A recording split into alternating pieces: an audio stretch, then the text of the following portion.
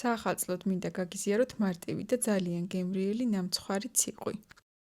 კვერცხი გავრეცხოთ და გადავიტანოთ თასში. დავამატოთ შაქარი, ვანილი, რძე, ზეთი და კარგად გავთქვიფოთ. დავაცრათ ფქვილი გამაფხვიერებელთან და კაკაოსთან ერთად. ფორმაზე დავაფინოთ საცხობი ქაღალდი და გადავიტანოთ ცომი. ცხობას დიდი დრო არ სჭირდება, დაახლოებით 15 წუთში ბისკვიტი მზადაა. სანამ ბისკვიტი გამოცხება, დავიწყოთ კრემის მომზადება. იმისათვის, რომ კრემი არ აგეჭრათ, კარაქი და მოხარშული შესქელებული რძე უნდა იყოს ოთახის ტემპერატურის. გამომცხვარი ბისკვიტიდან ამოვჭრათ ფორმები.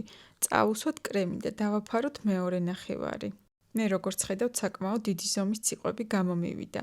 ჯამში 10 ცალი, მაგრამ თქვენ შეგიძლიათ თითოეული ფორმა შუაზე გაჭრათ კიდევ და ჯამში 20 ცალი ციყვი მიიღოთ. ვფიქრობ, იდეა გამოგადგებათ და დაამშვენებთ თქვენს საახალწლო სუფრას.